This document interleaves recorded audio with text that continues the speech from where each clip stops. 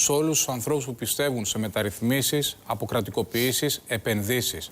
Σε αυτή την κρίσιμη μάχη, σε αυτή την τόσο κρίσιμη εκλογική μάχη, θεωρούμε ότι δεν υπάρχουν περιθώρια, με όλο το σεβασμό προς τα άλλα κόμματα, για καμία τρίτη ουδέτερη ψήφο. Για να σχηματιστεί κυβέρνηση συνεργασίας, πρέπει η Νέα Δημοκρατία να είναι πρώτη, έστω και με μία ψήφο διαφορά. Κύριε Ξιδάκη, ο Ντράγκη σήμερα είπε τρία πράγματα τα οποία είναι καθαρά.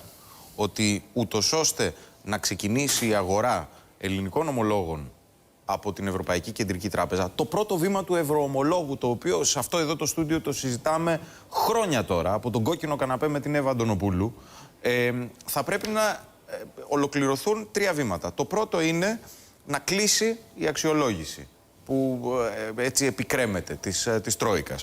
Το δεύτερο είναι να συμφωνηθεί νέο πρόγραμμα με το Διεθνές Νομισματικό Ταμείο μέσα. Και το τρίτο είναι τον Ιούλιο να έχει πληρωθεί ένα χρέος 3, δεν θυμάμαι πόσο δισεκατομμυρίων. Αυτά ο ΣΥΡΙΖΑ, αν τα κάνει, θα βγει έξω από τις προγραμματικές του θέσεις. Κοιτάξτε, καταρχάς αυτά είναι οι εξαγγελίες του κυρίου Ντράγκη.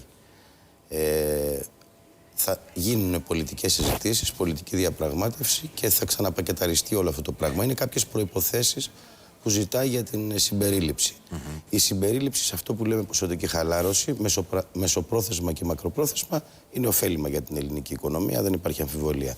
Αυτό το οποίο όμως καλείται η χώρα τα επόμενα 1-2 χρόνια δεν είναι μόνο να δει το πολύ μακρομέλλον, είναι να δει πώς θα μπει ένας πάτος στο βαρέλι και πώς θα αρχίσει μια επανεκκίνηση.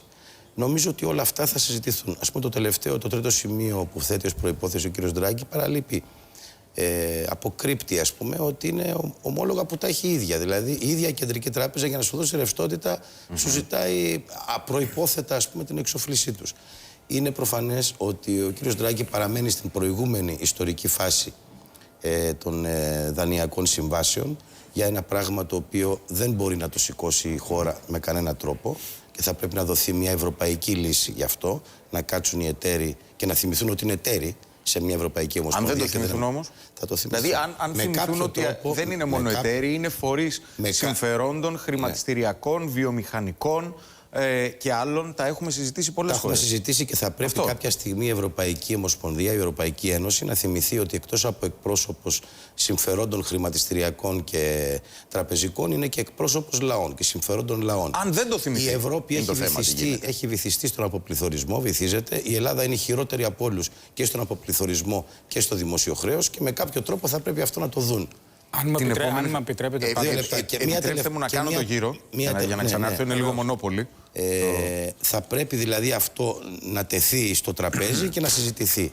Έχουμε και την παρατήρηση, δηλαδή υπήρξε γνωμοδότηση του Γενικού Εισαγγελέα του Ευρωπαϊκού Δικαστηρίου για το αν δικαιούται να κάνει ποσοτική χαλάρωση. Είπε ναι η Ευρωπαϊκή Κεντρική Τράπεζα και έβαλε και μια παρατήρηση ότι δεν μπορεί όμως. Αυτή είναι η γνωμοδότηση του Γενικού Εισαγγελέα. Δεν μπορεί η Ευρωπαϊκή Κεντρική Τράπεζα ως όργανο νομισματικής πολιτικής να μετέχει στις τρόικες ως όργανο δημοσιονομικής πειθαρχίας. Ο κύριος Ντράγκη το ξαναθυμίζει. Εδώ γίνεται μια μεγάλη διελκυνστίδα μεταξύ Βερολίνου και Φραγκφούρτης. Βάσιμο, αλλά μήπως γίνει του Κασίδη το κεφάλι. Και ο Κασίδης αυτός είναι η Ελλάς. Και ο λαός της. Ο ρόλος του Κασίδη είναι να πάει να θέσει τα ζητήματα, να πάει ο Έλληνας Πρωθυπουργός στη Σύνοδο Κορυφής και να πει. Μην θυσιαστούμε όμως για τους άλλους. Όχι, δεν έχουμε ήδη θυσιαστεί αρκετά. Μας παίρνει κι άλλο, η αλήθεια είναι πως. Ναι, δεν μας παίρνει άλλο.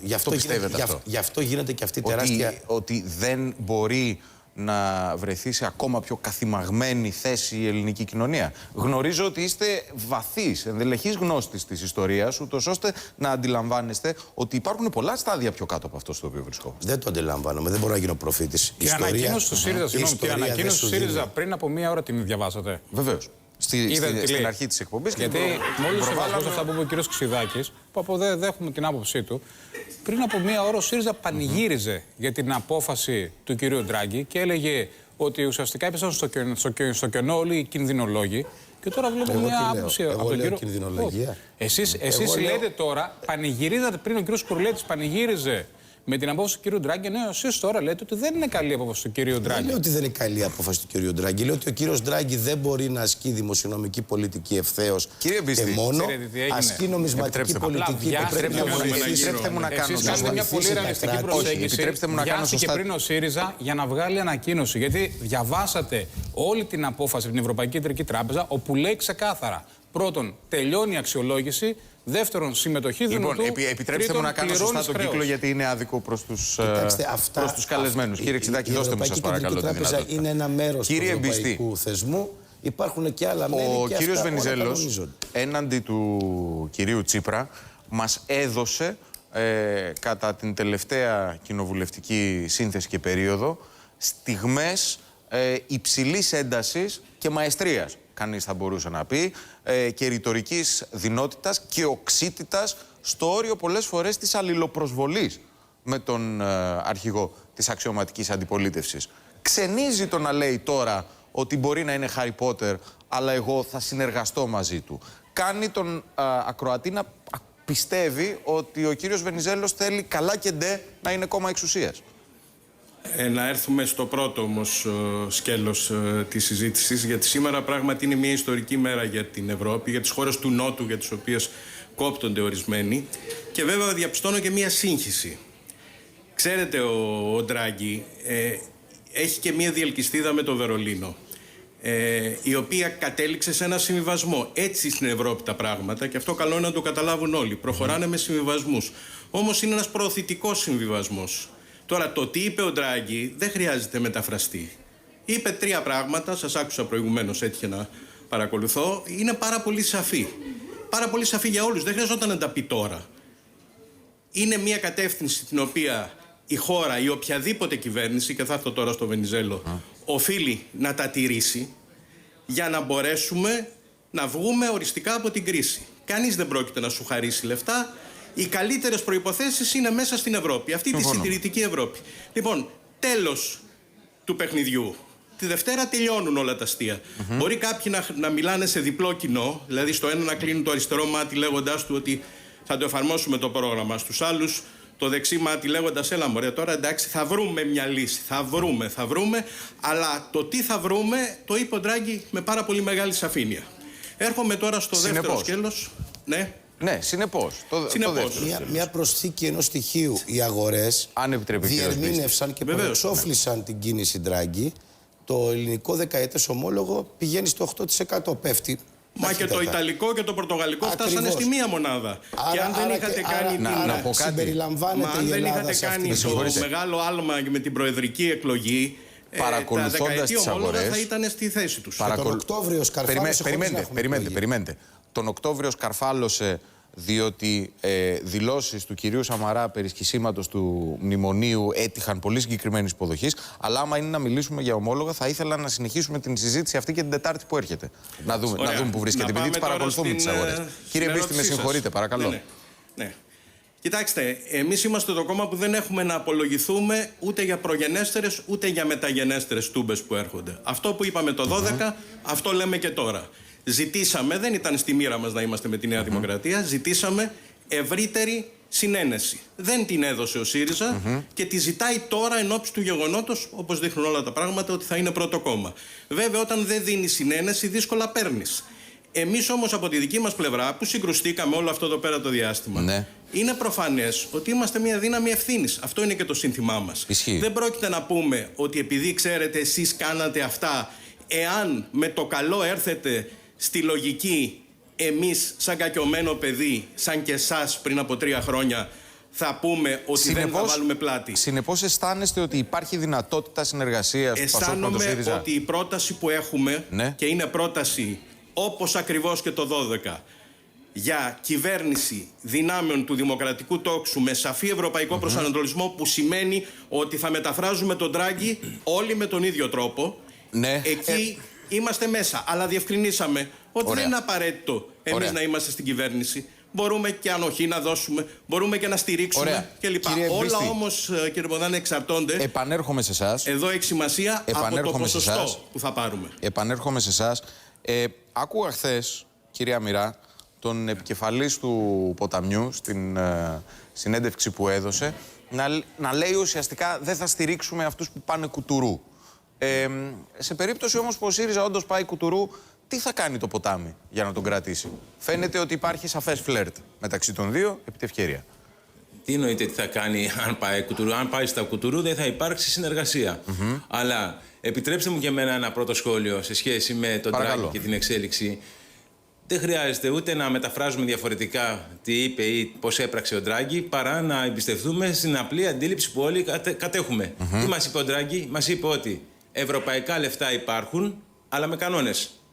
Από εκεί και πέρα δεν μπορεί να ξεφύγει κανείς. Αυτή είναι λοιπόν μια ρεαλιστική, μια εκδοχή της πραγματικότητας, την οποία κανείς δεν μπορεί να αμφισβητήσει, είτε γιατί την ερμηνεύει ιδεολογικά, είτε γιατί την ερμηνεύει πολιτικά ή δεν ξέρω εγώ πώς αλλιώς. Ένα το κρατούμενο. Είδαμε λοιπόν όλη την Ευρώπη να πανηγυρίζει, να ανακουφίζεται τα επιτόκια, όπως πολύ σωστά είπε νομίζω ο κύριος Μπίστης, σε Ιταλία, σε Ισπανία, σε Πορτογαλία φτάσανε στη μονάδα και η Ελλάδα για άλλη μια φορά είναι με την πλάτη στον τοίχο, στη γωνία, να μην ξέρει τι της ξημερώνει τη Δευτέρα των εκλογών. Θα προτιμούσατε συνεργασία με Νέα Δημοκρατία ή με ΣΥΡΙΖΑ, αλήθεια?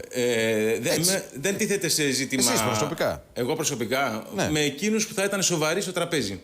Θα πρέπει και οι δύο να ανοίξουν τα χαρτιά τους. Ήρθε η ώρα επιτέλους. Και ο ΣΥΡΙΖΑ να μας πει πώς σχεδιάζει αυτή τη διαπραγμάτευση και σε ποιο πλαίσιο με την Ευρώπη του χρέους και των υπολείπων θεμάτων που μας αφορούν, αλλά με πρακτικό τρόπο. Και το δεύτερο βασικό που εμείς λέμε στο ποτάμι είναι ότι πρέπει επιτέλους να γίνει μεγάλη μεταρρύθμιση, όχι απλώς και μόνο στο δημόσιο τομέα, στη δικαιοσύνη, στις κρατικές υπηρεσίες κτλ., αλλά και στο πολιτικό σύστημα. Με απλά, πρακτικά, συγκεκριμένα μέτρα που όμως, ενώ είναι μεγάλη σημασία για την ποιότητα της δημοκρατίας μας, τουλάχιστον από το ΣΥΡΙΖΑ δεν το ακούω. Κυρία Μερά, να γίνεται κουβέντα. Και θα σας πω μόνο γι' αυτό. Παρακαλώ. Που είναι ένδειξη. Το μπόνους των 50 εδρών. Πριν 2 χρόνια ο ΣΥΡΙΖΑ, και καλά έκανε, και εγώ με αυτή τη άποψη, θεωρούσε εντελώς καλπονοθευτικό και σκάρτο αυτή την πρόβλεψη. Τι έχει γίνει? Και τώρα ο μόνος που ακούγεται έστω και από μακριά να επαναφέρει αυτό το ζήτημα είναι το αρχέτυπο, να το πω έτσι, της αριστερής ιστορικής συνείδησης, ο Γλέζος. Οι υπόλοιποι που πήγανε, δεν είναι θέμα ποιότητας δημοκρατίας και αυτό? Μου δίνεται μια εξαιρετική πάσα να απευθυνθώ ξανά στον κύριο Κοτσίδη, τον οποίο και πρόκειται να χαιρετήσουμε σε λίγα λεπτά, που καθώς λέμε στην τηλεοπτική θα πάρουμε το πρώτο διαφημιστικό break αυτής της συζήτησης. Κύριε Κοτσίδη, τι φταίει για τον κατακερματισμό της κεντροαριστεράς, της μεταρρυθμιστικής αυτής πλευράς του πολιτικού τόξου σε αυτές τις εκλογές? Δηλαδή βλέπουμε Πασόκ, βλέπουμε το κίνημα, βλέπουμε Δημάρ, ένα κομμάτι έχει ποταμήσει. Κι όμως γινόντουσαν πολλές διεργασίες ούτως ώστε να υπάρξει μια ενωτική στάση. Καταρχήν το θέμα της κεντροαριστεράς προσωπικά δεν με αφορά. Και τη δημοκρατική αριστερά δεν την αφορά. Μάλιστα. Η κεντροαριστερά ήταν ένα επινόημα ορισμένων συντρόφων τότε, προκειμένου ουσιαστικά να κινηθεί η δημοκρατική αριστερά προς το χώρο του Πασόκ, να ενωθεί και να συνεχίσει να συντηρεί αυτή τη συγκυβέρνηση με τη Νέα Δημοκρατία. Η Δημοκρατική Αριστερά όμως επέλεξε πέρυσι να φύγει από την κυβέρνηση, γιατί έβλεπε ότι πήγαινε στα βράχια αυτή η χώρα. Το πλήρωσε αυτό και θεωρώ δυσανάλογα από το μέγεθός της και το πληρώνει ακόμα. Αλλά δεν είναι το ζητούμενο ότι θα πληρώσει η Δημοκρατική Αριστερά. Έκανε το ζητούμενο σωστό? Είναι να... Δεν ξέρω αν έκανε το σωστό, ο κόσμος θα επιλέξει. Κατά την άποψή σας? Κατά την άποψή μου έπραξε το σωστό, ναι. Δεν έπρεπε να είχε μπει καν σε αυτή την κυβέρνηση. Δώσαμε ένα ηθικό πλεονέκτημα. Οι δύο συνδετημόνες μας σε αυτό το τραπέζι, το Πασόκ και η Νέα Δημοκρατία, καταπατήσαν μια προγραμματική συμφωνία. Είναι ανίκανοι να κάνουν προγραμματικές συμφωνίες αφού τις καταπατούν. Και αναγκαστήκαμε μετά από πάρα πολλά και πολλή ανοχή, αφού υπογράψαμε και πράγματα που δεν θέλαμε. Ούτε με το ΣΥΡΙΖΑ κάνατε όμως. Φαίνεται ότι έχετε ένα πρόβλημα με τις προγραμματικές συμφωνίες. Θα με συγχωρήσετε, κύριε Μπίστη. Δεν κάναμε καμία συμφωνία με το ΣΥΡΙΖΑ. Προσπαθήσατε. Όχι. Φτάσατε στο παραένα. Και θα συνεχίσουμε να προσπαθούμε σε προγραμματική βάση να κάνουμε οποιαδήποτε συμφωνία. Το Πασόκ, επειδή σας άκουσα και πριν και μου φαίνεται είναι σαν να ζω σε άλλη χώρα. Ο κ. Βενιζέλος έσωσε τη χώρα με το PSI, μας είπε. Αλλά η χώρα δεν σώθηκε. Βρισκόμαστε εδώ που βρισκόμαστε, για να μπορείτε εσείς να λέτε τώρα ότι αν δεν πληρώσει ο ΣΥΡΙΖΑ, αν δεν βρει λεφτά, θα ξαναφτωχεύσουμε. Πώς τη σώσατε τη χώρα? Καμιά χώρα δεν σώσατε. Συνεχίστε να δίνετε εξετάσεις στο ΣΥΡΙΖΑ. Εντάξει, πέστε το όπως θέλετε. Ο λαϊκισμός σας περισσεύει. Ο πρόεδρος του ΠΑΣΟΚ συνεχίζει να μιλάει. Το ΠΑΣΟΚ έκανε νομοτελειακή την πρακτική της Νέας Δημοκρατίας ότι πρέπει ο λαός να υφίσταται συνεχώς πιέσεις, απολύσεις, δημοσιονομική λιτότητα και 1002 άλλα. Το ΠΑΣΟΚ το έκανε αυτό. Διότι η Νέα Δημοκρατία τουλάχιστον είναι καθαρή. Το ΠΑΣΟΚ κράτησε τη χώρα όρθια. Ναι, εντάξει, το βλέπουμε. Με τη δική σας αντίληψη, Η χώρα βέβαια, θα την οποία δεν μπορείτε να όρθια, την κύριε Μπίστη, καταλάβετε, ακόμα και με οποιαδήποτε ομολογείτε άλλη ότι το ΠΑΣΟΚ κράτησε τη χώρα όρθια. Εντάξει. Μην νιώσετε Σιδέρου, τώρα. είναι διαφορά τη χώρα όρθια. Ο ελληνικός λαός κράτησε τη χώρα αλλά έχετε όρθια. επιλέξει να Γιατί γίνετε αυτός είναι που συντηρητικός. Δεν φταίω τα εγώ. πέρασε όλα, Εγώ κύριε παραμένω Μπίστη. αριστερός. Καλά, σύμφωνα και με πολλούς η Καλά, χώρα εντάξει. δεν είναι όρθια αυτή τη στιγμή. Φαντάζομαι Νομίζω ότι ότι θα μόνο ο έλεγε ο κύριος κύριος Μπίστης βλέπει Ξηδάκης, ότι η όσο τον χώρα... γνωρίζω, κάπως έτσι πρέπει να σκέφτεται. Κύριε Μπογδάνο, Κύριε Μπίστη, η χώρα... φαντάζομαι ότι Το μόνο αν ο η κύριος χώρα Μπίστης παραμένει βλέπει. όρθια και από ποιους παραμένει όρθια, νομίζω το καταλαβαίνει σιγά σιγά ο κόσμος. Αλλά έχουμε διαφορά αντιλήψεως. Μια στιγμή, είναι προφανές. επειδή θα χαιρετήσω τον κύριο Κοτσίδη. Θα ήθελα να πω κάτι Παρακαλώ. για τη συμμαχία για το θέμα. Θέλω να πω κάτι για το θέμα των συνεργασιών. Μπορώ. Παρακαλώ. Θεωρώ ότι ο ΣΥΡΙΖΑ μέσα σε κάποια έτσι λίγο νεφελώδη πράγματα που λέει, ο κύριος Ξηδάκης δεν μας είπε ακριβώς τι θα κάνουν αύριο, αλλά αύριο θα είναι κυβέρνηση. Εμείς δεν θα είμαστε, αλλά ο ΣΥΡΙΖΑ θα είναι. Ναι. Και δεν τα ακούμε. Έχει απολέσει ένα κομμάτι της αριστερής λογικής του και τον βλέπω να μιλάνε περί αυτοδυναμιών. Αυτά είναι παλαιοκομματικά και δεν ανήκουν στην αριστερά. Η αριστερά επεξεργάζεται συνεχώς συνεργασίες οποιοδήποτε είδους προκειμένου να πάει καλά ο τόπος. Δεν κοιτάει να πει στον κόσμο δώστε μου αυτοδυναμία για να μπορέσω να λύσω τα προβλήματα μόνος μου. Άρα το δίλημμα των εκλογών σε 2 μέρες κατά τη γνώμη μας είναι το εξής. Έχει κριθεί η μάχη. Ο ΣΥΡΙΖΑ θα είναι η βασική δύναμη που θα γίνει κυβέρνηση. Και το δίλημμα είναι. Το δίλημμα είναι η κυβέρνηση με υπεύθυνες δυνάμεις, όπως είναι η Δημοκρατική Αριστερά, το ποτάμι ενδεχομένως, Ναι. ή κυβέρνηση με το ΣΥΡΙΖΑ, το ποτάμι, τους ανεξάρτητους Έλληνες και άλλες δυνάμεις. Εξαιρώ το ποτάμι, δεν το βάζω σε αυτές, κύριε Αμυρά, μην το βάζετε. Θέλω να πω δηλαδή ότι μια κυβέρνηση που μπορεί να δώσει σταθερότητα και πνοή και όραμα και να έχει σχέδιο. Λοιπόν, κύριε όχι Κοτσίδη, μια κυβέρνηση μονομερής. Σας ευχαριστώ. Εγώ ευχαριστώ. Σας χαιρετώ. Δεν χαιρετώ τους κυρίους Παπαμιμίκο, Ξηδάκη, Μπίστη και Αμυρά, με τους οποίους πρόκειται να επανέλθουμε εντός ολίγου. Αναρωτιέμαι, έτσι το πετάω σαν πάσα για το διάλειμμα στον κύριο Παπαμιμίκο, εάν αισθάνεται ότι έπρεπε να έχει παίξει περισσότερο επικοινωνιακά, τουλάχιστον προς το τέλος, η Νέα Δημοκρατία, το γεγονός ότι και οι Ευρωπαίοι δεν ήταν πολύ εντάξει, κατά κοινή ομολογία.